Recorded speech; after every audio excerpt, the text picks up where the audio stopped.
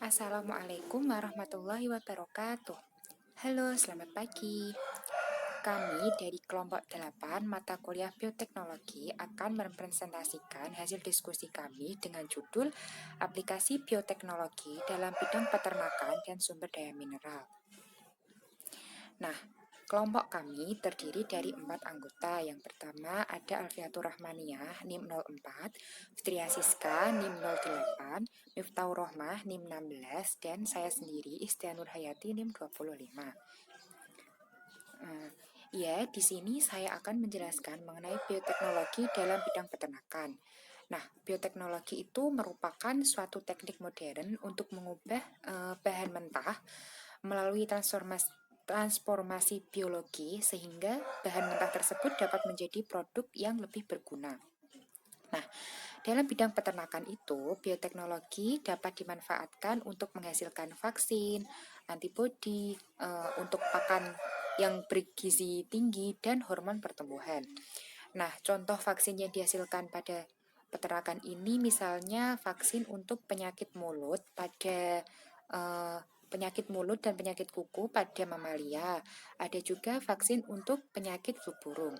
Sementara hormon pertumbuhan itu dapat diberikan pada ternak untuk meningkatkan produksi daging dan telur. Nah, contohnya adalah pemberian bovine growth hormone pada sapi perah, yaitu untuk meningkatkan produksi susunya dan dagingnya. Namun, penggunaan hormon ini itu dapat memacu produksi pada ternak yang masih diperdebatkan karena berpotensi meningkatkan penyakit masitis pada ternak itu sendiri dan tentunya dapat membahayakan bagi kesehatan manusia. Nah, oleh karena itu, maka terciptalah bioteknologi dalam bidang peternakan yang aman, nyaman, dan tentunya sangat bermanfaat. Apa saja itu? Mari kita simak berikut ini. Selanjutnya, yang pertama yaitu transplantasi nukleus.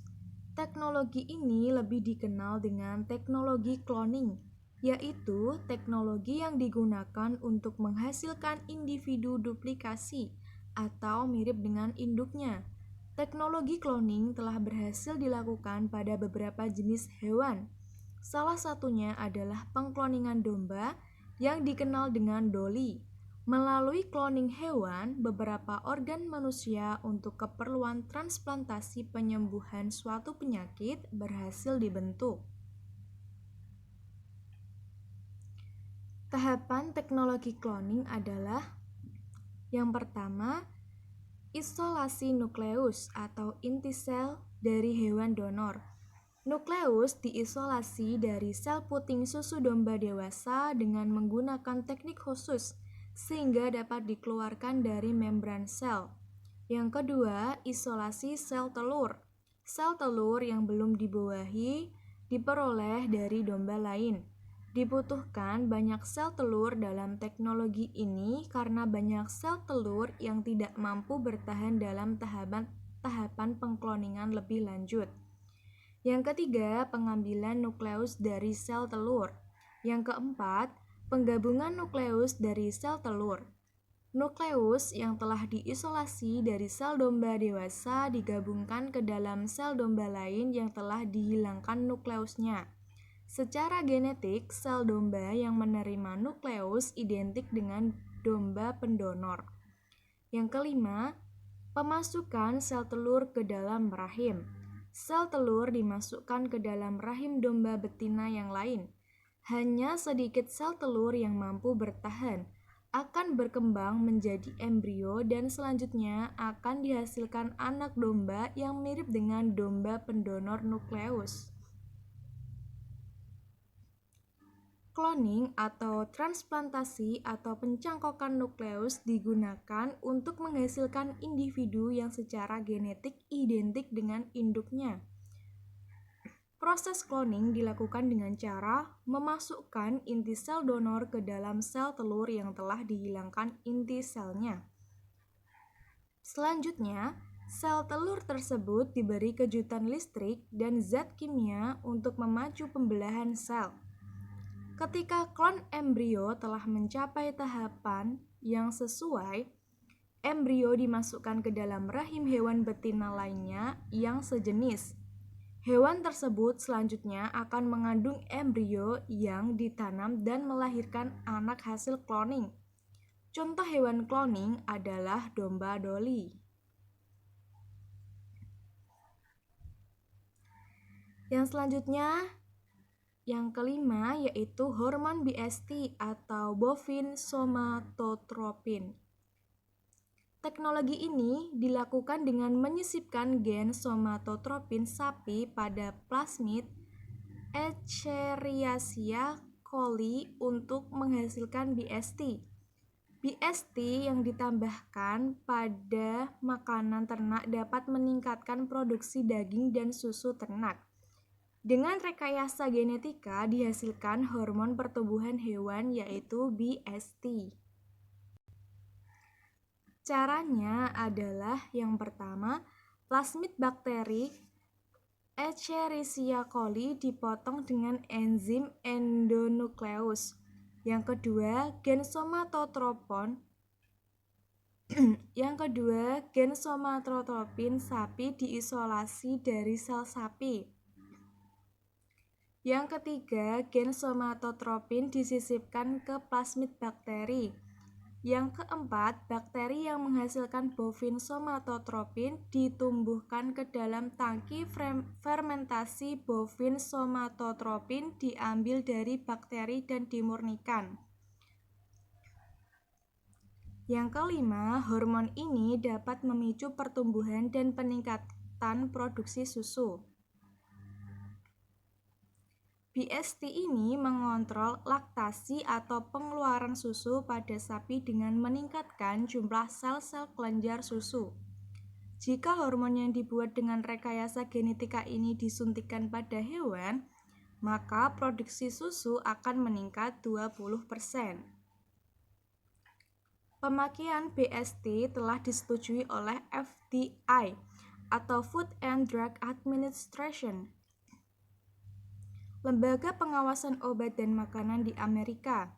Amerika berpendapat susu yang dihasilkan karena hormon BST aman dikonsumsi, tapi di Eropa hal ini dilarang karena penyakit mastitis pada hewan yang diberikan hormon ini meningkat 70%. Selain memproduksi susu, hormon ini dapat memperbesar ukuran ternak menjadi 2 kali lipat ukuran normal. Caranya dengan menyuntikkan sel telur yang akan dibuahi dengan hormon BST. Daging dari hewan yang diberi hormon ini kurang mengandung lemak, sehingga dikhawatirkan hormon ini dapat mengganggu kesehatan manusia. Nah, penerapan bioteknologi dalam bidang peternakan itu ada juga inseminasi buatan atau disingkatnya IB, dan biasa disebut dengan kawin suntik. Jadi, inseminasi buatan ini dapat diartikan suatu perkawinan yang mana perkawinan ini dilakukan oleh bantuan manusia dengan mempertemukan sperma yang telah dicairkan terlebih dahulu, kemudian diproses di dalam saluran kelamin betina dengan menggunakan metode dan alat khusus yang disebut dengan insemination gun. Nah, jadi sudah paham ya pengertian mengenai inseminasi buatan? Lanjut, selanjutnya tujuan inseminasi buatan yaitu diantaranya untuk meningkatkan mutu genetik ternak, kemudian mengoptimalkan penggunaan bibit pejantan unggul secara lebih luas dalam waktu yang relatif lebih lama. Kemudian untuk meningkatkan angka kelahiran dengan cepat dan teratur, serta mencegah penularan dan penyebaran penyakit kelamin yang diderita oleh si ternak itu sendiri. Jadi tujuan inseminasi buatan secara umum sudah saya paparkan ya. Nah, selanjutnya yaitu penerapan inseminasi buatan pada ternak itu ditentukan oleh 4 faktor utama. Yang pertama adanya semen beku, jadi spermanya itu harus dibekukan terlebih dahulu. Kemudian teknik betina sebagai akseptor. Lalu keterampilan tenaga pelaksana atau disebut inseminator dan pengetahuan tentang zooteknis peternak. Nah, teknis inseminasi buatan itu ada dua macam. Yang pertama yaitu rektovaginal, yang mana rektovaginal ini digunakan pada peternak hewan ternak sapi. Sementara yang transservikal itu digunakan pada ternak kambing, domba, dan babi. Nah, di sini saya akan menjelaskan tentang yang rektovaginal pada sapi. Nah, jadi terdapat 4 hal penting dalam inseminasi buatan pada sapi. Yang pertama itu harus memahami organ reproduksi terlebih dahulu. Yang harus dipahami yaitu ada vulva, vagina, serviks, dan corpus uteri. Jangan sampai kebalik. Nah, jangan sampai tertukar juga. Nah, kemudian yang kedua harus mengetahui ciri-ciri sapi yang sedang birahi. Yaitu ciri-cirinya vulva si sapi itu terlihat abang, aboh, dan anget. Kemudian keluarnya lendir dan sapi merasa gelisah. Nah, hal yang penting ketiga yaitu memahami waktu yang tepat. Sedikit saya sampaikan, waktu yang tepat itu pada masa fertil sperma dalam organ reproduksi betina 24 sampai 30 jam setelah inseminasi buatan. Kemudian yang keempat, memahami prosedur IB. Jadi si inseminator itu harus mengetahui peralatan IB dan bisa mempersiapkan insemination gown dan mampu melakukan inseminasi buatan. Nah, ini ya gambarnya. Tadi vulvanya terlihat abang, aboh, dan anget. Bisa disebut juga dengan 3A itu. Kemudian keluarnya lendir dari vagina sapi. Nah, yang ketiga, sapi itu merasa gelisah. Kemudian ketika gelisah itu menaiki sapi yang lain. Dan yang waktu dalam melakukan inseminasi buatan itu waktunya pada saat ekstrus diketahui ketika si sapi itu mengalami ekstrus pada pagi hari sebelum jam 9, maka waktu yang tepat untuk inseminasi buatan itu pada siang harinya di hari yang sama. Misalnya pada hari Senin jam 8 si sapi mengalami ekstrus. Lalu inseminasi buatan itu dilakukan pada siang hari di hari Senin. Apabila terlambat, maka bisa dilakukan di hari berikutnya.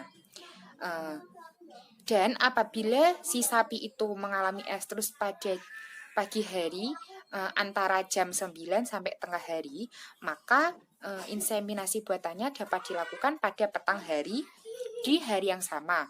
Atau ketika awal pagi di hari berikutnya, misalnya tadi hari Senin ya, bisa dilakukan Senin petang atau bisa dilakukan Selasa yang awal, atau ketika kita terlambat, kita lupa, itu bisa dilakukan pada sebelum jam 9, sebelum jam 10 di hari Selasa.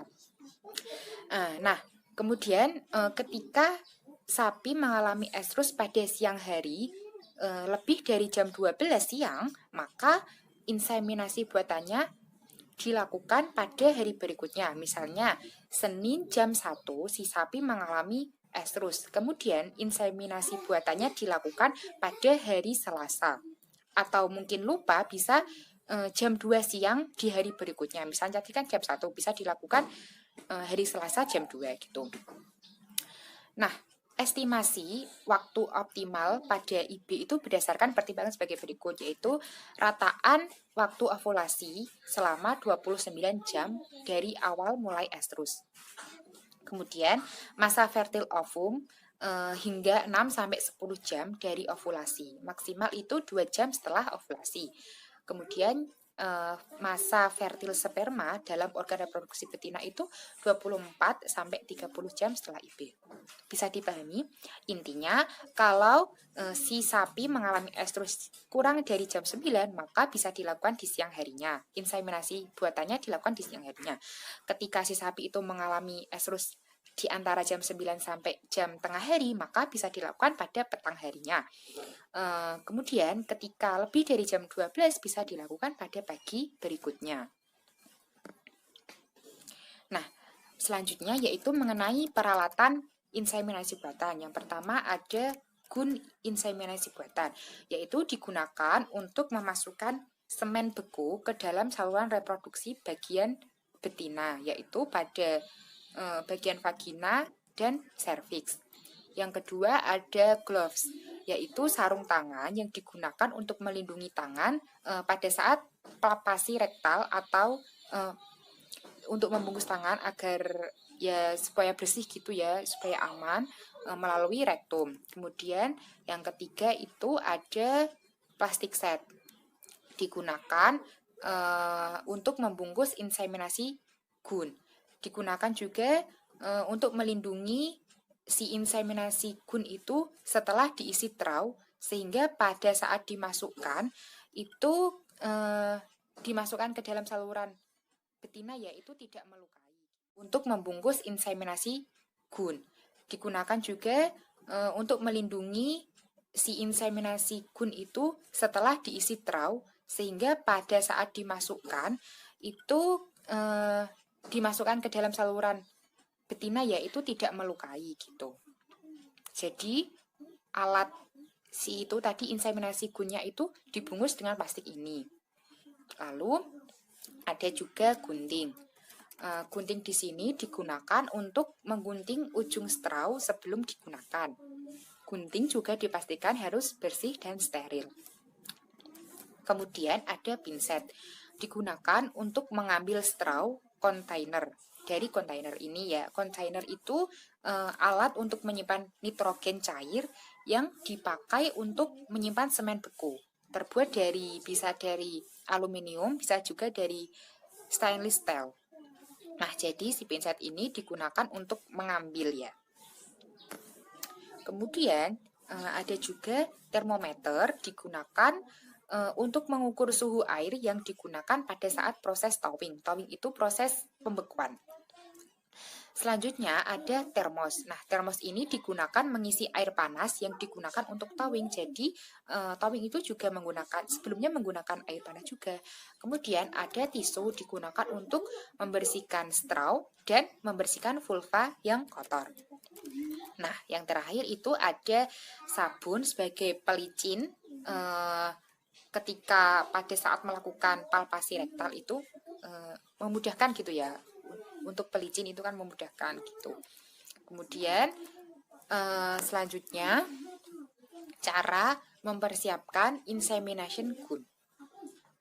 Nah, caranya yaitu sediakan peralatan thawing berupa air hangat. Nah, ini jadi thawing itu merupakan proses pencairan semen yang mana semen ini tadi kan beku ya, kemudian dicairkan yang namanya thawing atau meningkatkan suhu straw agar semen itu dapat digunakan kembali. Nah, dilakukannya itu menggunakan air hangat selama 30 detik dengan suhu antara 35 derajat sampai 38 derajat Celcius. Setelah thawingnya dirasa sudah cukup, maka straw diambil, kemudian dibersihkan, lalu dikeringkan gitu. Nah, yang kedua, kontainer dibuka, tutupnya dibuka, kemudian pilih straw yang ingin dipakai menggunakan pinset. Jadi, straw ini memiliki dua tutup. Ada straw pabrik, ada juga straw laboratorium. Ketika yang dimaksud straw pabrik itu terdiri dari 3 bagian, yaitu tali tutup sintesis, itu bagian atasnya, kemudian bagian tengahnya itu ada tepung polivinil alkohol, dan di bagian bawahnya itu ada tali tutup sintesis. Tutup ini menyumbat salah satu ujung straw. Berbeda dengan straw laboratorium, yaitu straw laboratorium itu dipasang setelah pengisian semen yang terbuat dari bahan tepung sintetis yang telah dikeraskan. Nah, kemudian yang ketiga, cara mempersiapkan inseminasi gun itu, yang ketiga memasukkan straw ke dalam tempat thawing, Lalu tutup kontainer seperti semula sampai rapat. Selanjutnya, pada penutup pabrik, masukkan penutup pabriknya itu ke dalam inseminasi gun dan pegang dalam posisi vertikal. Gunting tutup laboratorium di atas permukaan semen yang ada gelembung udaranya. Nah, kemudian setelah itu ambil plastik yang masih bersih. Lewat pangkal plastik itu diselubungkan pada inseminasi gun yang sudah berisi straw, kemudian dikunci. Lalu doronglah stick itu dengan perlahan-lahan sampai semen sedikit tersembur keluar. Dengan demikian inseminasi gun itu dapat digunakan.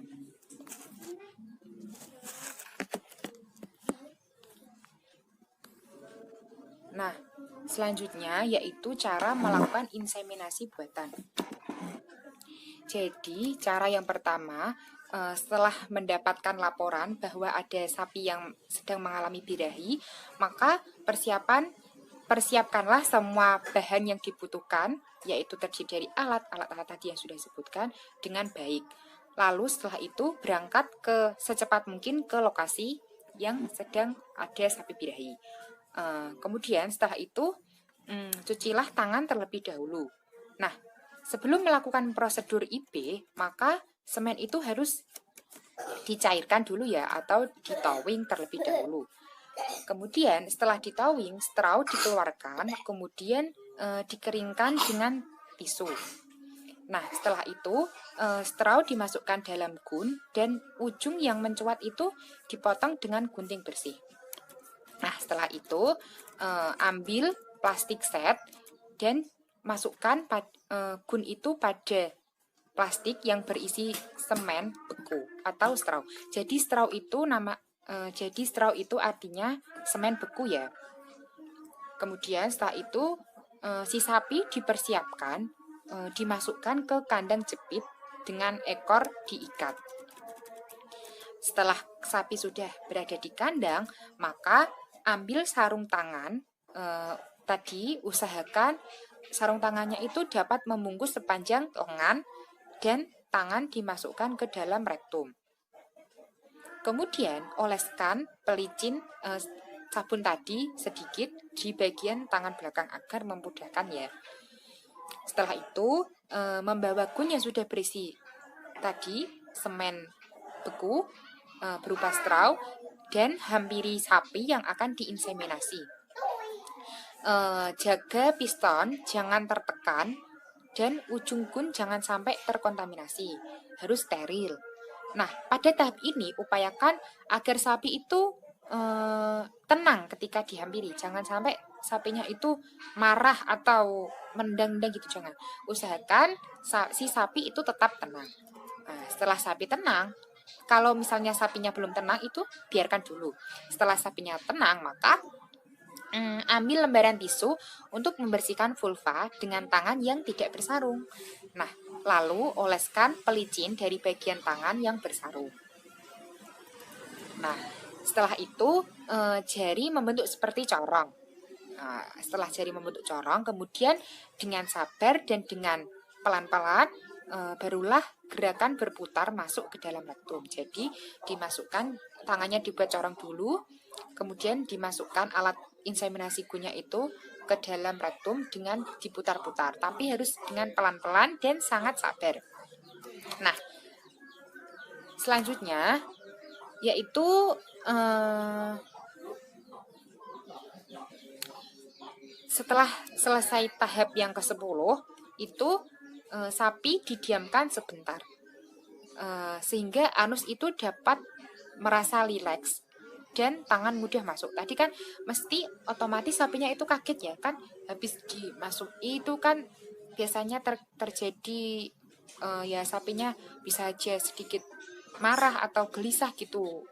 Lalu itu sapinya dibiarkan, ditunggu sebentar, hindari keributan dan gerakan kasar yang akan menyebabkan si sapi itu merasa stres gitu.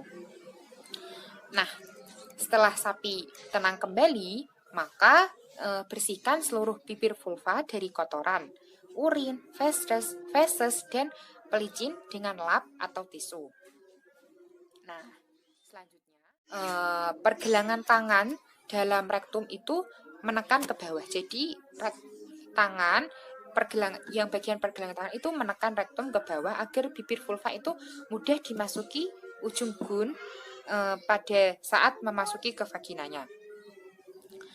Masukkan gun sepanjang vulva dan vagina dengan ujung gun melekat pada bagian atas menyentuh tangan. Maka setelah masuk dengan hati-hati itu dorong gun itu ke depan dengan ujungnya itu ada di atas kantung kencing. Ujung gun itu berada di atas kantung kencing si sapi. Nah, setelah itu maka gerakanlah gun ke depan hingga masuknya gun tertahan sampai pol gitu. Nah, apabila ujungnya itu tertahan mencapai serviks, maka dorong serviks ke arah kepala sapi. Dengan cara ini, lipatan-lipatan dalam vagina akan merenggang dan memudahkan gun bergerak ke depan. Nah, setelah itu tekan ke bawah, temukan serviks dengan tangan yang bersarung dari rektum. Lalu pegang serviks itu dengan jari. Bila tidak menyentuh serviks, berarti itu tertahan di pelvis. Kemudian dengan pelan-pelan tekan gun lagi ke depan, tempelkan serviks di ujung gun. Nah, ketika gun bergerak sepanjang bagian serviks itu atau bagian jari tangan hingga di bagian uterus, gerakanlah gun sepanjang serviks hingga teraba ujung gun. Jadi tangan si inseminator ya dimasukkan. Terus dengan terabanya ujung gun, maka di permukaan uterus gun telah mencapai sasaran. Jadi dengan terabanya ujung gun itu permukaan uterus telah mencapai sasaran gitu. Gunnya sudah mencapai sasaran. Nah, perlu dihindari juga memasukkan gun terlalu dalam sampai ke uterus. Jadi ya jangan terlalu dalam juga jangan terlalu luar. Jadi ya sedang gitu ya. Pokoknya sudah masuk mengenai serviksnya. Kalau tertahan itu bisa saja masih di pelvis, harus sampai di serviks. Intinya gitu. Ketika belum sampai di serviks, maka harus didorong pelan-pelan sampai ketemu gitu. Nah, kemudian selanjutnya perlu dihindari memasukkan gun terlalu dalam ke uterus karena luka pada uterus akan berpengaruh pada fertilisasi ovum. Nah, setelah itu dorong penghisap gun dengan hati-hati dan pelan-pelan. Setelah ujung gun tadi mencapai serviks, maka semprotkanlah 2/3 bagian semen di depan uterus. Sambil menarik gun hingga ujungnya berjarak 1 cm di belakang uterus, semprotkan sisa semen di belakang straum. Nah, setelah itu gun ditarik pelan-pelan keluar dari serviks dan vagina. Ketika gun sudah keluar, maka tangan inseminator itu juga harus dikeluarkan dari rektum dengan pelan-pelan juga.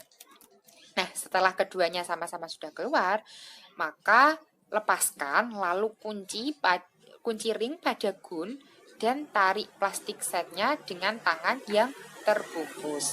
Tuh. Sampai sini bisa dipahami? Ya, semoga bisa. Nah, selanjutnya yaitu ada manfaat inseminasi buatan. Inseminasi buatan itu bermanfaat. Yang pertama, bibit ternak yang baik dan berkualitas selalu tersedia dan mudah diperoleh. Mengurangi terjadinya bahaya pekerjaan, dan biaya perawatan. Sangat berguna bagi betina-betina yang berada dalam keadaan estrus dan berevolusi, tetapi tidak mampu berdiri dan tidak mau berdiri untuk dinaiki pejantan. Manfaat yang lain dapat menghindari penyakit yang bersifat venereal dan dapat memanfaatkan ternak jantan yang lumpuh atau patah kaki, dan sebagainya, sehingga si jantan itu tidak mampu mengawini si betina secara alamiah. Jadi, dengan adanya inseminasi buatan ini, maka dapat meminimalisir meminimalisir tadi ya, sapi betina yang tidak mampu berdiri pada saat estrus atau tidak mampu dinaiki oleh si jantan, atau juga karena si sapi jantan itu dia sedang mengalami patah kaki atau lumpuh sehingga tidak mampu menaiki si betina. Jadi dengan adanya inseminasi buatan ini dapat dimanfaatkan. Yang ketiga yaitu transfer embrio. Pengertian dari transfer embrio itu sendiri adalah generasi kedua bioteknologi reproduksi setelah inseminasi buatan. Pada teknologi ini itu memiliki kelebihan dari ilmu reproduksi seperti IB. Nah, transfer embrio ini itu memiliki tujuan yaitu untuk meningkatkan genetik pada keturunan, untuk memperbanyak keturunan dengan induk yang unggul, dan meningkatkan bibit unggul untuk disebarkan dan menyelamatkan genetik superior sapi atau organisme lainnya. Pada teknik produksi embrio itu dapat dilaksanakan dengan beberapa cara, seperti cara konvensional atau in vivo dan cara dengan menggunakan metode in vitro serta oocyte pick-up atau biasa disebut dengan OPU. Nah, pada produksi embrio, teknik in vivo itu merupakan salah satu teknik produksi embrio di mana pembentukan embrio tersebut berlangsung di dalam alat reproduksi betina. Sedangkan pada teknik in vitro itu proses pembentukan embrio dilakukan di luar alat reproduksi. Nah, embrio yang digunakan untuk transfer embrio itu dapat berupa embrio segar atau embrio beku, atau embrio yang sudah dibekukan. Nah, kelebihan dari embrio beku ini itu efisien untuk dipakai karena dapat disimpan dalam waktu yang lama dan digunakan untuk stok dan dapat dibawa ke daerah-daerah yang membutuhkan. Sedangkan pada embrio segar itu hanya dapat ditransfer pada saat produksi di lokasi yang berdekatan dengan donor. Ada beberapa tahapan-tahapan mengenai proses transfer embrio. Ada 6 tahapan. Yang pertama yaitu pengadaan sapi donor dan sapi resipien. Yang kedua superovulasi. Yang ketiga penyerentakan birahi. Yang keempat inseminasi buatan. Yang kelima koleksi embrio. Dan yang terakhir transfer embrio. Nah, tahapan yang pertama tadi pengadaan sapi donor dan sapi resipien. Pada seleksi ini itu dilakukan agar hewan yang dijadikan donor atau resipien itu hewan yang layak untuk mendapatkan perlakuan terhadap teknologi transfer embrio. Nah, ada kriteria tersendiri pada calon sapi donor dan sapi resipien. Yang pertama yaitu kriteria pada calon sapi donor. Yang pertama, memiliki genetika yang unggul. Yang kedua, mempunyai kemampuan reproduksi yang tinggi, sehat secara serologis, bebas dari penyakit hewan yang menular, terutama pada penyakit-penyakit yang berkaitan pada reproduksi. Yang ketiga, mempunyai sejarah reproduksi itu seperti siklus birahi normal dan kemampuan fertilisasi yang tinggi. Dan yang keempat itu memiliki nilai pasar tinggi. Tahapan yang kedua yaitu super ovulasi.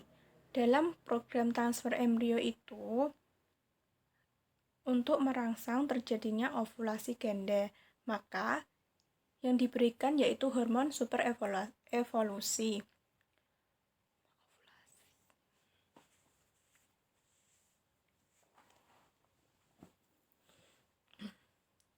Nah, tahapan yang kedua yaitu super ovulasi. Pada program transfer embrio ini itu untuk merangsang terjadinya ovulasi ganda, maka yang akan diberikan yaitu hormon super ovulasi, sehingga akan diperoleh ovulasi sel telur dalam jumlah yang besar. Pada super ovulasi ini, hormon yang banyak digunakan untuk rekayasa adalah hormon gonadotropin. Pada gonadotropin dan FSH dilakukan penyuntikan hormon gonadotropin akan meningkatkan perkembangan folikel pada ovarium atau folikulogenesis dan pematangan folikel yang akan menyebabkan ovulasi sel telur itu akan lebih banyak. Dan sedangkan pada pemberian hormon FSH itu dilakukan sehari 2 kali, yaitu pagi dan sore hari selama 4 hari dengan dosis 28 sampai 50 mg. Itu tergantung pada berat badan sapi yang akan ditransfer embrio. Nah, pada perlakuan super ovulasi ini itu dilakukan pada hari ke-9 sampai hari ke-14 setelah birahi. Nah, pada tahapan yang ketiga yaitu penyerentakan birahi. Penyerentakan birahi atau sinkronasi estrus merupakan usaha yang bertujuan untuk mensinkronkan kondisi reproduksi ternak, sapi donor, dan sapi resipien. Pada sinkronasi estrus ini itu umumnya menggunakan hormon prostaglandin F2A atau PGF2A atau kombinasi dari hormon progesteron dengan PGF2A. Nah, pada penyerentakan birahi ini terdapat prosedur yang digunakan. Yang pertama, ternak yang diketahui mempunyai Corpus luteum atau CL dilakukan dengan penyuntikan PGF2A 1 kali. Kemudian biasanya birahi akan timbul pada waktu 48 sampai 96 jam setelah penyuntikan hormon tadi ya. Yang kedua yaitu apabila tanpa memperhatikan adanya CL, berarti itu tidak ada CL atau Corpus luteum, maka penyuntikan PGF2A dilakukan 2 kali pada selang waktu 11 sampai 12 hari. Nah, pada penyuntikan PGF2A ini pada ternak resipien itu harus dilakukan 1 kali lebih awal daripada penyuntikan pada sapi donor.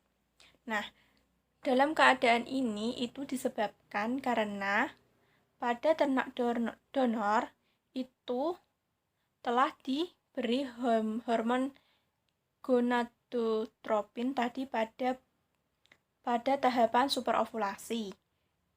Kemudian birahi biasanya lebih cepat muncul yaitu pada waktu 36 sampai 60 jam setelah penyuntikan PGF2A. Sedangkan pada sapi resipien, birahi biasanya timbul sekitar 48 sampai 96 jam setelah penyuntikan PGF2A.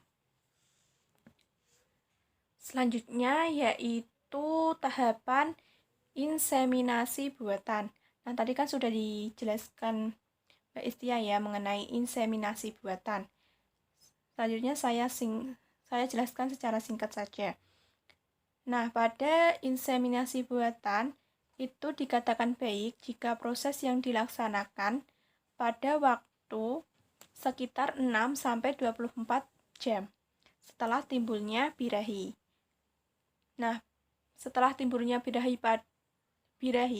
sapi akan ditandai oleh alat kelamin luar atau vagina itu berwarna merah, bengkak dan keluarnya lendir jernih, serta tingkah lakunya yang menaiki sapi lain, atau diam saat dinaiki sapi lain.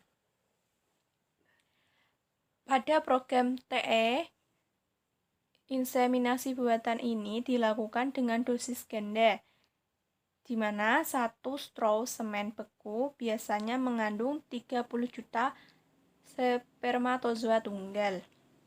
Selanjutnya, tahapan yang kelima yaitu koleksi embrio. Pada koleksi embrio, sapi donor itu dilakukan pada hari ke-7 sampai hari ke-8 setelah birahi.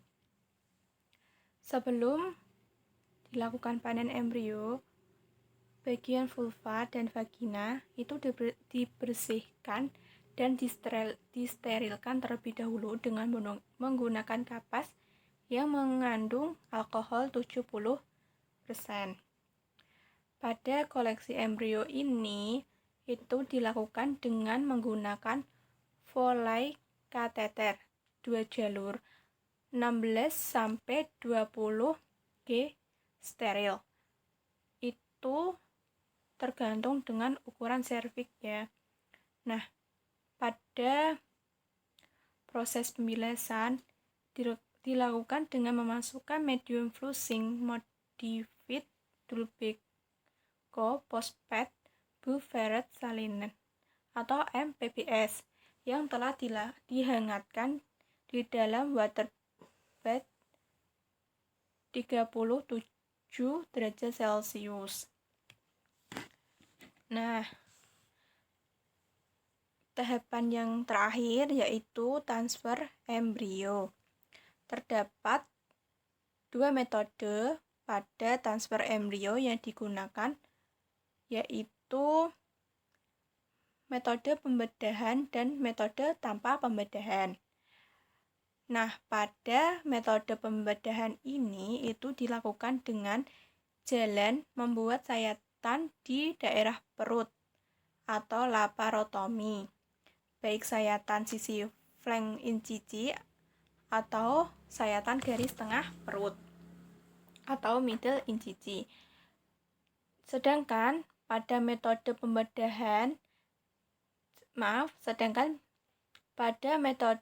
tanpa pembedahan itu dilakukan dengan memasukkan embrio ke dalam straw, kemudian ditransfer ke dalam uterus resipien dengan menggunakan Cox-Gunn insemination.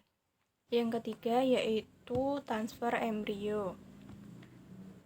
Pengertian dari transfer embrio itu sendiri adalah generasi kedua bioteknologi reproduksi setelah inseminasi buatan. Pada teknologi ini itu memiliki kelebihan dari ilmu reproduksi seperti IB. Nah, transfer embrio ini itu memiliki tujuan yaitu untuk meningkatkan genetik pada keturunan, untuk memperbanyak keturunan dengan induk yang unggul, dan meningkatkan bibit unggul untuk disebarkan dan menyelamatkan genetik superior sapi atau organisme lainnya. Pada teknik produksi embrio itu dapat dilaksanakan dengan beberapa cara, seperti cara konvensional atau in vivo dan cara dengan menggunakan metode in vitro serta oocyte pick-up atau biasa disebut dengan OPU. Nah, pada produksi embrio, teknik in vivo itu merupakan salah satu teknik produksi embrio di mana pembentukan embrio tersebut berlangsung di dalam alat reproduksi betina. Sedangkan pada teknik in vitro itu proses pembentukan embrio dilakukan di luar alat reproduksi. Nah, embrio yang digunakan untuk transfer embrio itu dapat berupa embrio segar atau embrio beku atau embrio yang sudah dibekukan. Nah, kelebihan dari embrio beku ini itu efisien untuk dipakai karena dapat disimpan dalam waktu yang lama dan digunakan untuk stok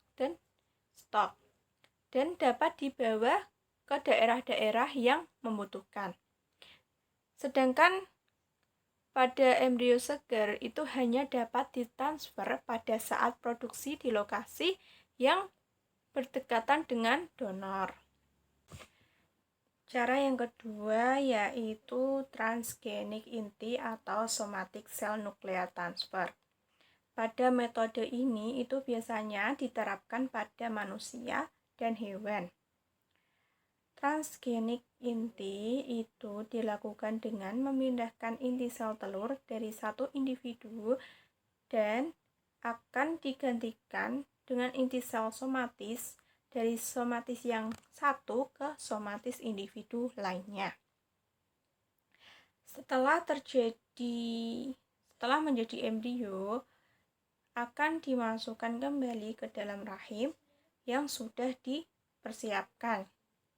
Nah, individu dari hasil tadi itu memiliki sifat yang sama dengan individu yang menyumbangkan inti sel somatis. Jadi, jika ada pendonor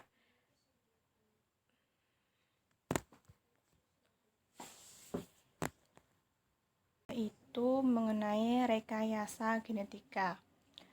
Rekayasa genetika ini dapat diartikan sebagai kegiatan manipulasi gen untuk mendapatkan produk baru dengan cara membuat DNA rekombinan melalui penyisipan gen. Nah, DNA rekombinan ini merupakan DNA yang urutannya telah direkombinasikan agar memiliki sifat-sifat atau fungsi yang kita inginkan, sehingga pada organisme penerimanya itu mengekspresikan sifat atau melakukan fungsi yang kita inginkan.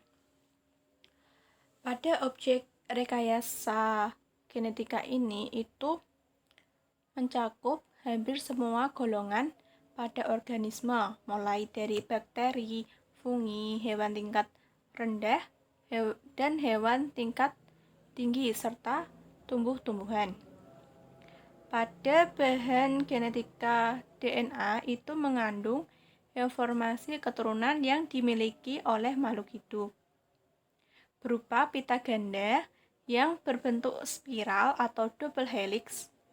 Jika diumpamakan itu seperti salah satu pita yang menyerupai sebuah pita kaset rekaman. Berarti pita tersebut tipis panjang. Nah, pada pita itu dapat dihapus kemudian diganti dengan yang baru. Selanjutnya yaitu teknik rekayasa genetika. Untuk mendapatkan suatu produk rekayasa genetika yang kita inginkan, itu harus melalui teknologi DNA rekombinan yang melibatkan beberapa tahapan tertentu, yaitu tahapan isolasi DNA genomik atau kromosom yang akan diklon, pemotongan molekul DNA menjadi sejumlah fragmen dengan berbagai ukuran, penyimpitan fragmen DNA ke dalam vektor yang akan menghasilkan molekul DNA rekombinan, serta transformasi sel inang menggunakan DNA rekombinan, pengeklonan vektor pembawa DNA rekombinan, dan identifikasi clone sel yang membawa gen yang diinginkan.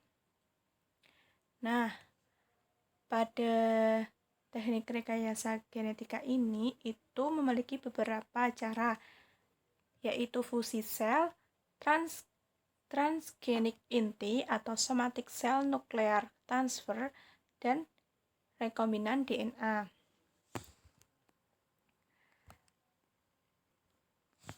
Yang pertama, cara menggunakan fusi sel. Pada cara ini itu diterapkan untuk tumbuhan, hewan, manusia. Metode yang digunakan yaitu cara menggabungkan dua sel yang berbeda untuk mendapatkan sel baru atau sel yang diinginkan. Nah, pada cara ini itu sudah diterapkan untuk menghasilkan antibodi monoklonal dengan memfusikan sel leukosit atau menghasilkan antibodi manusia dengan sel kanker tikus. Pada hasil fusi dari kedua sel tadi itu dapat dikultur dan menghasilkan antibodi monoklonal. Cara yang kedua yaitu transgenik inti atau somatic cell nuclear transfer. Pada metode ini itu biasanya diterapkan pada manusia dan hewan. Transgenik inti itu dilakukan dengan memindahkan inti sel telur dari satu individu dan akan digantikan dengan inti sel somatis dari somatis yang satu ke somatis individu lainnya. Setelah menjadi embrio, akan dimasukkan kembali ke dalam rahim yang sudah dipersiapkan. Nah, individu dari hasil tadi itu memiliki sifat yang sama dengan individu yang menyumbangkan inti sel somatis. Jadi, jika ada pendonor, yang terakhir yaitu rekombinan DNA. Rekombinan DNA ini itu biasanya disebut dengan metode penyiapan gen. Pada rekombinan DNA ini memiliki cara, yaitu yang pertama dengan memasukkan potongan DNA ke dalam sel vektor, dan pada sel vektor ini itu biasanya berupa plasmid atau bakteriophage, dan gabungan antara vektor dengan potongan DNA tadi itu disebut dengan rekombinan DNA. Nah, pada metode ini itu biasanya digunakan dalam dunia kedokteran. Contohnya itu untuk menghasilkan hormon insulin. Bagaimana sih cara untuk menghasilkan insulin dengan teknik rekombinan? Ini ada gambar. Itu yang pertama, DNA penghasil insulin manusia itu akan dipotong dengan menggunakan enzim restriksi. Kemudian hasil potongan tadi atau DNA tadi itu dimasukkan ke dalam bakteri E.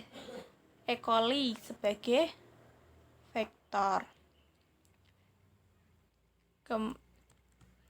Kemudian plasmid tadi itu masuk ke dalam bakteri E. coli. Nah, E. coli tadi yang sudah mengandung rekombinan DNA itu akan dikultur dalam media khusus sehingga bakteri bisa menghasilkan insulin. Kan ini bakteri kemudian plasmid, kan ini sel manusia. Itu di DNA tadi itu dipotong dengan menggunakan enzim restrisik untuk memotong DNA tadi. Ini gen manusia dan plasmid itu disatukan dengan enzim ligase sehingga terbentuk DNA rekombinan.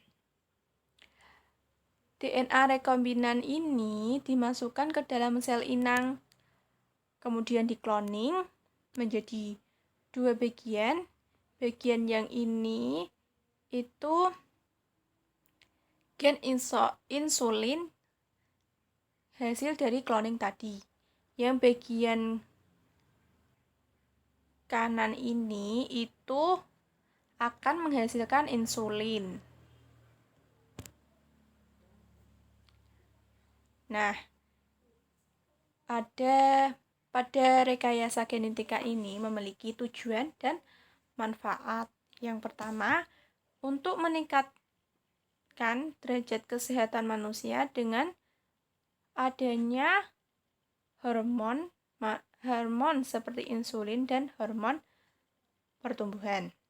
Yang kedua, tersedianya bahan makanan yang lebih melimpah, tersedianya sumber energi yang terbarui, dan proses industri yang lebih murah dan berkurangnya polusi. Rekayasa genetika dalam bidang peternakan. Rekayasa genetika dalam bidang peternakan ini itu menggunakan modifikasi genetika atau OGMG atau Genetically Modified Organism atau GMO. Organisme yang dihasilkan itu adalah modifikasi dari genetika dalam bidang peternakan yang meliputi peningkatan produksi peternakan yang ditempuh dengan cara penurunan morbiditas ternak, perbaikan pakan, dan perbaikan bibit. Nah, hampir seluruh rekayasa genetika ini itu faktor produksinya itu disentuh oleh teknologi rekayasa genetika. Contohnya itu produksi vaksin pada dunia kedokteran itu sama dengan vaksin pada manusia. Contohnya vaksin penyakit mulut dan kuku atau PMK adalah gen virus antigen PMK yang telah di-cloning ke E. coli sehingga diperoleh antigen virus PMK dalam jumlah yang besar. Ada juga vaksin rabies yang diproduksi dengan teknologi rekayasa genetika. Vaksin Bluetongue itu khusus pada domba. Nah, pada hormon pertumbuhan manusia atau Human Growth Hormone atau HGH, saat ini itu sudah diproduksi dengan teknologi rekayasa genetika yang menggunakan E. coli sebagai vektor plasmidnya. Selain itu, dijumpai pada bovine growth hormone atau PGH, protein growth hormone atau PGH, dan chicken growth hormone atau CGH. Itu penyuntikan hormon PGH pada sapi ternyata dapat meningkatkan produksi susu selain meningkatkan produksi pada daging. Nah, selanjutnya yaitu contoh dari ternak hasil rekayasa. Ada sapi perah dan kambing doli cloning. Pada sapi perah, hasil rekayasa genetika ini itu hormon pertumbuhan sapi itu dimulai atau direkayasa agar meningkatkan produksi air susu sapi. Sapi tadi itu diberi hormon yang diharapkan untuk meningkatkan produksi air susu sampai 20%. Nah, pada kambing doli cloning ini itu yang dilakukan pada tahun 1998 yang diambil dari sel kelenjar susu kambing, kemudian divertilisasikan pada sel telur tanpa inti, kemudian diimplankan ke rahim kambing agar terjadi proses embriogenesis alami. Dan kemudian lahirlah klon yang sangat mirip dengan induknya atau induk doli tadi. Guys, sekarang saya akan membahas manfaat bioteknologi di bidang peternakan. Ya, keuntungan di bidang peternakan. Pertama, itu menghasilkan ternak dengan kualitas yang unggul. Contohnya antara lain yaitu asap menghasil telur, ayam menghasil daging, sapi berdaging, dan sapi menghasil susu. Yang kedua, usaha memperbanyak ternak unggul tersebut menggunakan teknik kawin silang, teknik kawin suri atau inseminasi buatan. Yang ketiga, adanya teknik atau yang mampu menghasilkan anak identik pada domba, sapi, dan kuda. Nah, ini dampak negatif pada bioteknologi di bidang peternakan. Yang pertama, ada dampak negatif pada cloning, pada inseminasi buatan, pada transgenik, pada konsep terbatas. Yang kelima, ada konsep luas, dan yang terakhir ada resiko pada lingkungan sosio dan ekonomi. Nah, dampak negatif cloning itu dapat disalahgunakan untuk menciptakan spesies atau ras baru dengan tujuan tertentu yang bertentangan dengan nilai kemanusiaan. Yang kedua, ada cloning pada hewan belum sepenuhnya sempurna. Yang ketiga, terjadi kekacauan, kerapatan, dan identitas diri dari hasil cloning maupun induknya, berkurangnya keanekaragaman suatu spesies. Yang kelima, individu hasil cloning tidak akan mendapatkan imunitas bawaan, sehingga individu hasil cloning tersebut akan mudah terserang penyakit. Yang kedua, dampak negatif pada inseminasi buatan, yaitu hilangnya atau punahnya ternak lokal akibat terkikis oleh munculnya teknik persilangan. Nah, yang kedua, atau induk ternak lokal yang mempunyai lebih kecil dibandingkan dengan induk sapi dari daerah subtropis, ini menyebabkan lambat laun akan menjadikan pembunuhan ternak lokal. Yang ketiga, dapat menyebabkan stres dan menimbulkan risiko pada animal welfare. Pemilihan pejantan sebagai sumber energi yang tidak tepat akan menimbulkan beberapa dampak negatif, antara lain masa kebuntungan lebih panjang. Yang keempat, dapat menimbulkan efek inbreeding. Salah satu permasalahan yang dihadapi dalam penerapan IB adalah tingkat kesukaan petani atau peternak pada jenis tertentu. Apabila hal ini dibiarkan terus-menerus, keturunannya F1 akan mengawini keturunannya kembali sehingga akan terjadi perkawinan sekeluarga. Selanjutnya, ada dampak negatif dan teknologi transgenik, yaitu meningkatnya bobot lahir, 2 menyebabkan insiden lahir, yang ketiga kehilangan perinatal yang lebih tinggi. Nah, ada dua konsep nih yang berbeda dalam keselamatan hewan yang ada saat ini. Yang pertama ada konsep terbatas, dan yang kedua ada konsep luas. Yang pertama ada konsep terbatas. Konsep terbatas itu konsep yang terbatas berfokus pada kesehatan biologis dari organisme yang dikembangkan pada kualitas kejiwaan dari hewan yang ditunjukkan akibat intervensi manusia dalam hidupnya. Yang kedua, konsep luas. Konsep yang luas juga mempertimbangkan mengenai kesempatan hewan untuk menunjukkan spesifikasi jenis spesies yang alami. Nah, ini ada resiko pada lingkungan dan sosioekonomi. Maksudnya, resiko bioteknologi hewan terhadap lingkungan yaitu mengganggu keseimbangan alam. Resiko utama adalah kepunahan dari jenis hewan alami. Hal ini dikarenakan manusia terus mengembangkan hewan hasil rekayasa sehingga hewan alaminya mulai tersisihkan kemudian punah. Yang selanjutnya, resiko bioteknologi hewan pada sosial ekonomi berupa adanya keseragaman genetik. Umumnya, variasi akan hewan pangan dalam hal jenis dan ukuran akan menyebabkan variasi yang mendukung pertumbuhan ekonomi. Apabila ada keseragaman genetik, maka harga hewan pangan akan menjadi sama sehingga terjadi penurunan ekonomi. Perusahaan yang menggunakan produk bioteknologi akan makin berkembang, sedangkan yang tidak berkembang akan merugi.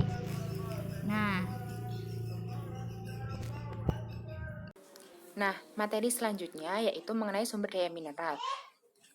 Kelompok kami mengambil 4 poin, yaitu ada bioetanol, biogas, biodiesel, biomasa. Banyak sekali ya. Mari kita ulas satu persatu. Baik, yang pertama ada bioetanol. Bioetanol itu yang bagaimana? Yaitu merupakan etanol atau etil, yang mana etanol ini berbentuk cair, tidak berwarna atau bening, terus biodegradable, dan tidak menyebabkan korosi atau kerusakan. Lalu diproduksinya bioetanol ini bisa melalui proses biokimiawi atau fermentasi dan juga bisa melalui proses terokimiawi atau disebut gasifikasi. Nah, produksi fermentasi itu biasanya menggunakan ragi atau Saccharomyces cerevisiae.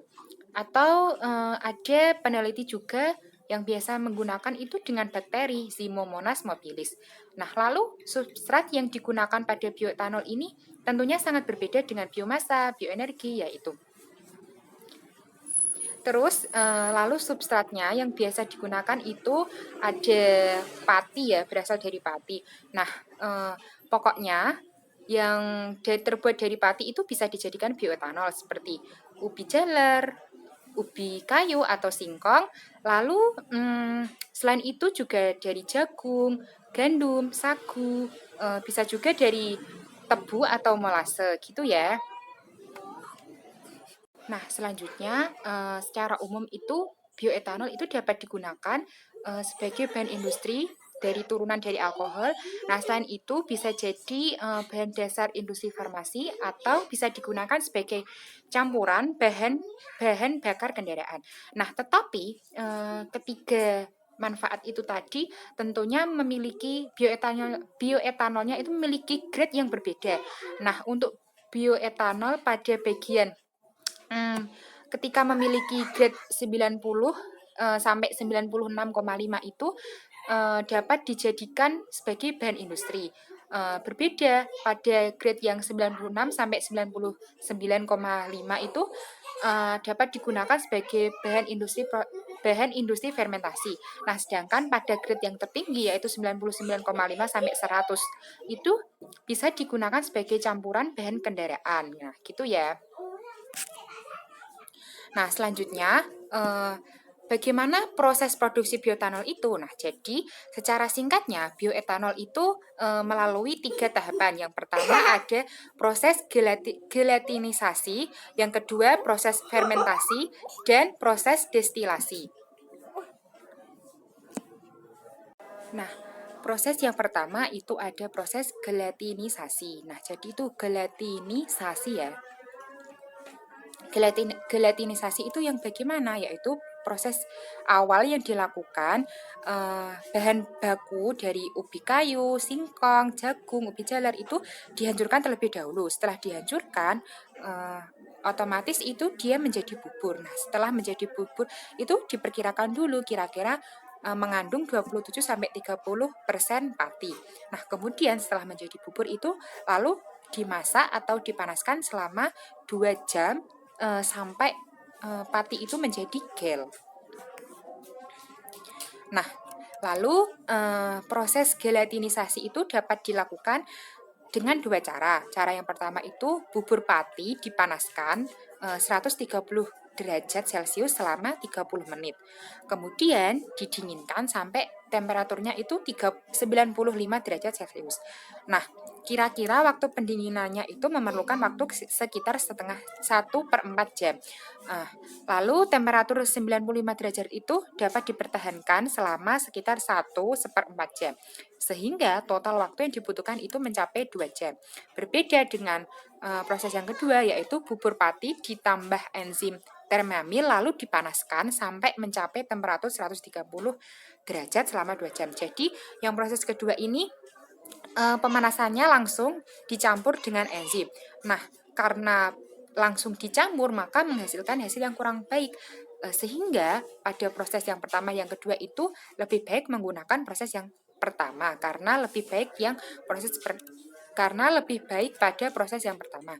Nah, proses yang pertama itu mempunyai keuntungan yaitu pada suhu 95 derajat ketika didinginkan maka aktivitas enzim termamil itu yang paling tinggi sehingga mengakibatkan ragi itu cepat aktif gitu.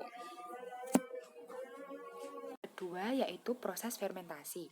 Nah, pada proses fermentasi ini yaitu mengubah adanya glukosa menjadi etanol yang menggunakan bantuan ragi atau sis atau Saccharomyces cerevisiae. Nah, fermentasi ini berlangsung secara anaerob, tidak membutuhkan oksigen pada suhu 30-40 derajat Celcius.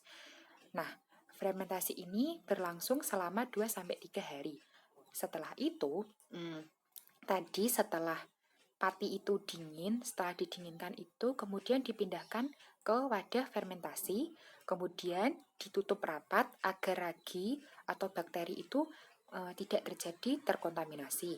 Kemudian setelah 2-3 hari itu larutan pati itu akan berubah menjadi 3 lapisan. Yang lapisan terbawah itu berupa endapan protein, kemudian di atasnya itu berupa air dan etanol. Nah, pada saat yang bahan baku yang digunakan itu dari bahan baku gula, proses pembuatan etanolnya itu bisa lebih cepat jika dibanding dari yang terbuat dari singkong atau jagung itu ya. Nah, kemudian alkohol yang dihasilkan dari proses fermentasi itu tentunya masih mengandung gas-gas seperti gas CO2. Nah, adanya gas CO2 ini itu tentunya harus dibersihkan terlebih dahulu ya. Nah, gas CO2 itu bisa mencapai 35 derajat volt. Nah, ketika ada CO2 di dalam fermentasi tersebut, maka dilakukanlah pembersihan atau washing CO2 yang dilakukan untuk menyaring bioetanol agar itu tidak mengandung CO2 sama sekali. Nah, kadar bioetanol yang dihasilkan dari proses fermentasi itu biasanya mencapai 8-10% saja. Sehingga untuk memperoleh etanol yang berkadar alkohol 95% itu masih diperlukan proses yang ketiga, yaitu proses distilasi. Proses yang ketiga yaitu proses destilasi. Nah, pada proses destilasi ini biasa disebut dengan proses penyulingan. Penyulingan apa? Yaitu penyulingan mengenai hasil fermentasi alkohol itu dipisahkan dari CO2. Nah, kegiatan penyulingan ini merupakan kegiatan yang paling terpenting dari proses-proses yang sebelumnya pada produksi bioetanol. Nah, pada proses bioetanol ini si operatornya itu juga harus menguasai berbagai cara dan juga selain menguasai berbagai cara itu juga mengetahui teknik fermentasi dan alat yang disebut destilator itu juga sangat berkualitas gitu. Jadi operator di sini, operator produksi bioetanol itu juga harus yang orangnya memang bisa gitu. Nah, jadi penyulingan etanol itu dapat dilakukan dengan 2 cara. Cara yang pertama itu destilator tradisional atau disebut konvensional. Pada destilator tradisional ini etanol yang dihasilkan itu hanya kisaran 20-30 derajat saja. 20-30% saja. Berbeda dengan destilator modern. Destilator model kolom reform ini. Nah, pada destilator ini itu menghasilkan kadar etanolnya itu yang dihasilkan mencapai 90-95 derajat, 90-95% melalui 2 tahap penyulingan.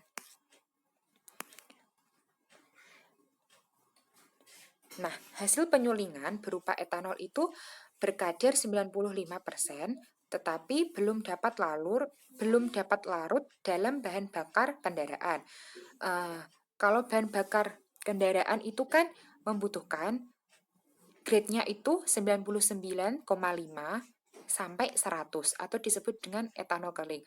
Jadi ketika masih pada proses 95% ini belum bisa digunakan sebagai bahan kendaraan, tetapi bisa digunakan sebagai bahan fermentasi.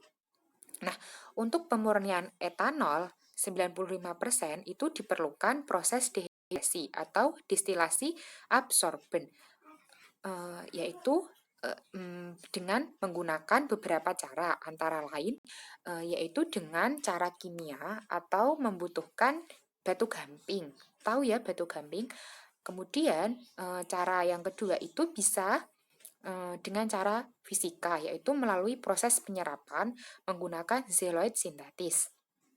Nah, ketika cara ini sudah digunakan, maka hasil dehidrasi itu berupa etanol bisa mencapai 99,5 sampai 100%, dan juga dapat dikategorikan sebagai full grade etanol atau FGE.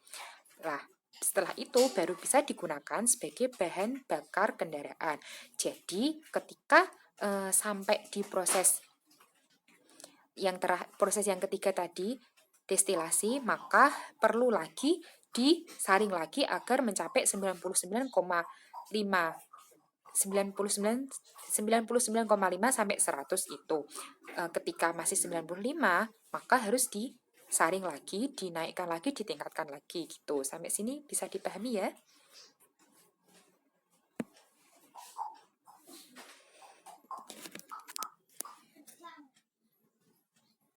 Yang selanjutnya yaitu pengertian biodiesel. Biodiesel merupakan bahan bakar yang terdiri dari campuran monoalkali ester dari rantai panjang asam lemak yang dipakai sebagai alternatif bagi bahan bakar dari mesin diesel dan terbuat dari sumber terbaharui, seperti minyak sayur atau lemak hewan. Sebuah proses dari transesterifikasi lipid digunakan untuk mengubah minyak dasar menjadi ester yang diinginkan dan membuang asam lemak bebas. Setelah melewati proses ini, tidak seperti minyak sayur langsung. Biodiesel memiliki sifat pembakaran yang mirip dengan diesel atau solar dari minyak bumi dan dapat menggantikannya dalam banyak kasus. Namun, dia lebih sering digunakan sebagai penambah untuk diesel petroleum. Meningkatkan bahan bakar diesel petrol murni ultra rendah belerang yang rendah pelumas. Biodiesel merupakan kandidat yang paling baik untuk menggantikan bahan bakar fosil sebagai sumber energi transportasi utama dunia. Karena biodiesel merupakan bahan bakar terbarui yang dapat menggantikan diesel petrol di mesin sekarang, ini dapat diangkut dan dijual dengan menggunakan infrastruktur zaman sekarang. Penggunaan dan produksi biodiesel meningkat dengan cepat, terutama di Eropa, Amerika Serikat, dan Asia. Meskipun dalam pasar masih sebagian kecil saja dari penjualan bahan bakar, pertumbuhan SPBU membuat semakin banyaknya penyediaan biodiesel kepada konsumen dan juga pertumbuhan kendaraan yang menggunakan biodiesel sebagai bahan bakar. Pembuatan biodiesel pada skala kecil dapat dilakukan dengan bahan minyak goreng 1 liter yang baru atau bekas, metanol sebanyak 200 ml atau 0,2 liter, soda api atau NaOH 3,5 gram untuk minyak goreng bersih. Jika minyak bekas diperlukan 4,5 gram atau mungkin lebih.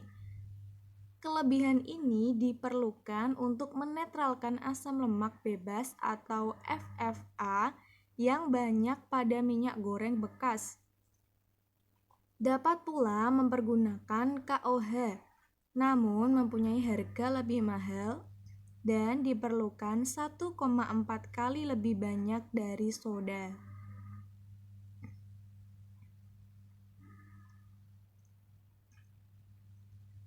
Proses pembuatannya yaitu soda api dilarutkan dalam metanol dan kemudian dimasukkan ke dalam minyak lalu dipanaskan sekitar 55 derajat Celcius. Diaduk dengan cepat selama 15-20 menit. Kemudian dibiarkan dalam keadaan dingin semalam. Maka akan diperoleh biodiesel pada bagian atas dengan warna jernih kekuningan dan sedikit bagian bawah campuran antara sabun dari FFA. Sisa metanol yang tidak bereaksi dan gliserin 79 mm. Biodiesel yang merupakan cairan kekuningan pada bagian atas dipisahkan dengan mudah dengan menuang dan menyingkirkan bagian bawah dari cairan.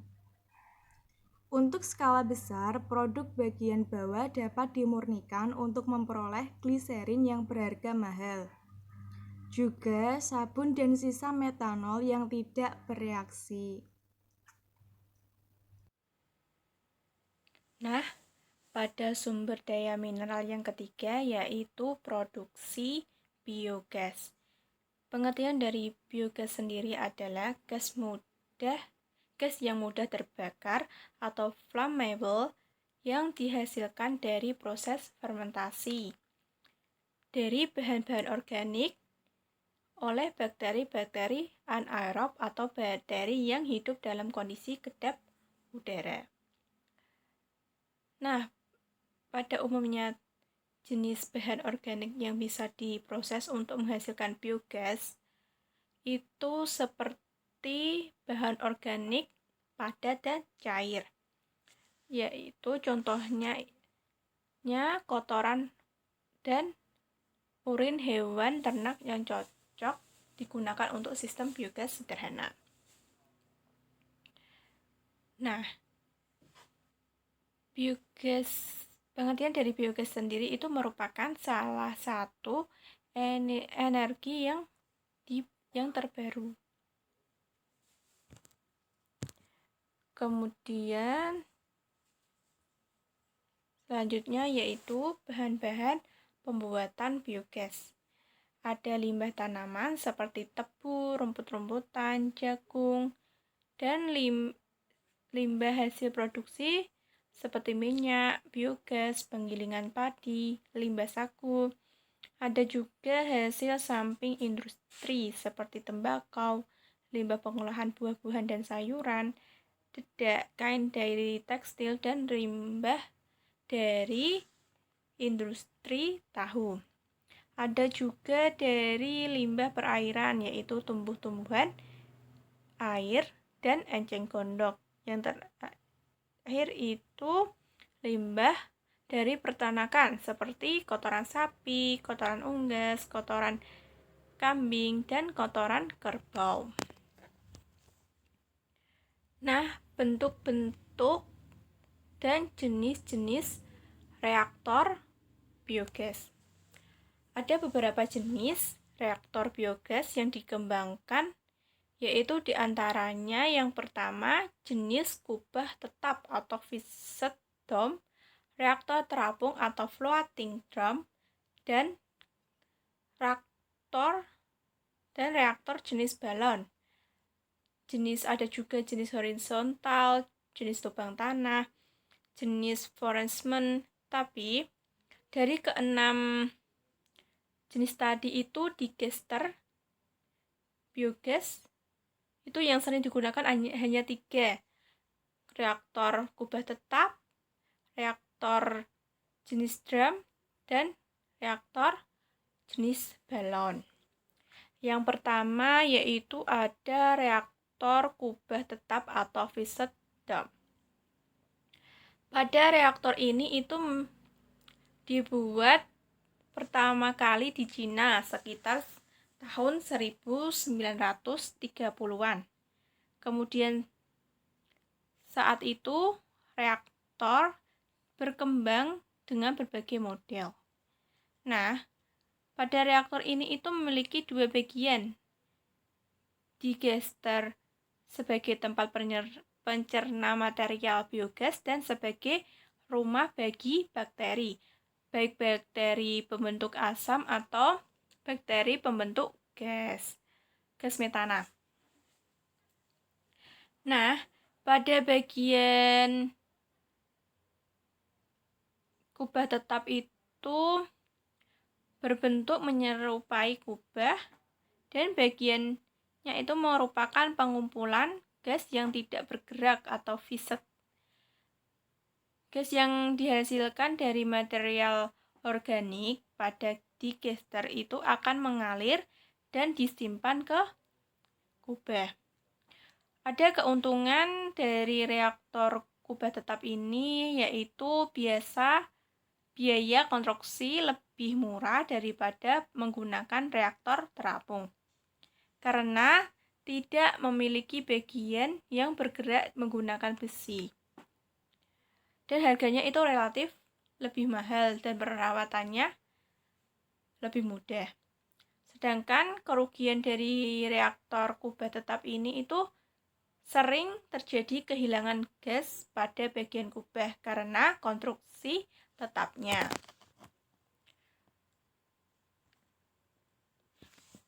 Kemudian yang kedua yaitu reaktor floating drum. Reaktor jenis terapung ini itu pertama kali dikembangkan di India pada tahun 1937. Sehingga ada yang menyebutnya itu reaktor India, yang memiliki bagian digester yang sama seperti reaktor kubah. Namun, perbedaannya itu hanya terletak pada bagian penampung gas yang menggunakan peralatan bergerak menggunakan drum. Drum ini akan bergerak naik turun yang memiliki fungsi untuk menyimpan gas hasil fermentasi dalam digester. Keuntungan dari reaktor drum ini itu adalah dapat melihat secara langsung volume gas yang akan tersimpan pada drum karena pergerakannya. Sedangkan kerugiannya sendiri itu ada biaya material konstruksi dari drum itu lebih mahal karena faktor korosi pada drum juga menjadi masalah sehingga bagian pengumpul gas tersebut itu memiliki umur yang pendek, sehingga kalau sudah terjadi korosi itu akan diganti. Yang terakhir ada reaktor balon. Reaktor balon ini merupakan jenis reaktor yang banyak digunakan pada skala rumah tangga yang menggunakan bahan plastik, sehingga itu lebih efisien dalam penanganan dan perubahan tempat biogas. Reaktor ini juga memiliki fungsi yaitu sebagai digester dan penyimpan gas yang masing-masing tersebut bercampur dalam satu ruangan tanpa sekat. Kemudian, material organik itu terletak di bagian bawah karena material tadi itu memiliki berat yang lebih besar dibandingkan gas yang akan mengisi pada rongga atas. Selanjutnya yaitu proses pembentukan biogas.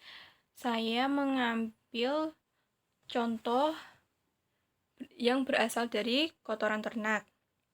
Ada 5 proses. Yang pertama yaitu yang kita lakukan adalah menyediakan wadah atau bejana untuk tempat pengolahan kotoran organik menjadi biogas. Proses yang kedua adalah mencampurkan kotoran organik tadi dengan air. Biasanya campuran antara kotoran dan air itu menggunakan perbandingan 1:1. Atau bisa juga menggunakan perbandingan 1:1:5. Kenapa kok dicampur dengan air? Karena air itu berperan sangat penting dalam proses biologis pembuatan biogas, yang artinya itu boleh menggunakan air, tapi tidak boleh berlebihan dan tidak boleh berkurang, sehingga itu takarannya menjadi pas. Dan menggunakan skala temperatur selama proses itu berlangsung antara 27 sampai 28 derajat Celcius.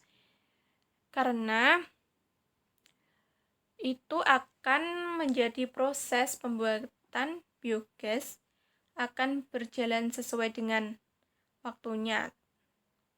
Tetapi jika temperatur itu rendah, maka waktu untuk menjadi biogas itu akan menjadi lama.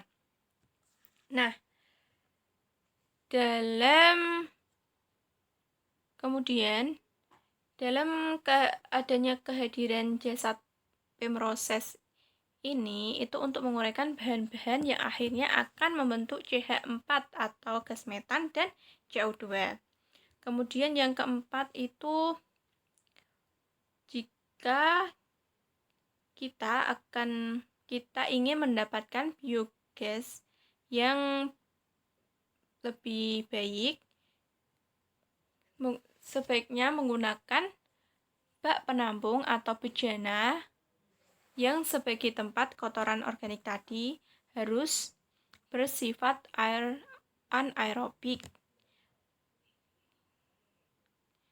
Maksudnya itu tangkinya itu tidak boleh ada oksigen atau udara yang masuk, sehingga dari sampah organik tadi yang akan dimasukkan ke dalam bioreaktor itu bisa dikonversi oleh mikroba. Nah, setelah proses selesai, itu memakan waktu kurang lebih 1 minggu dan harus didiamkan.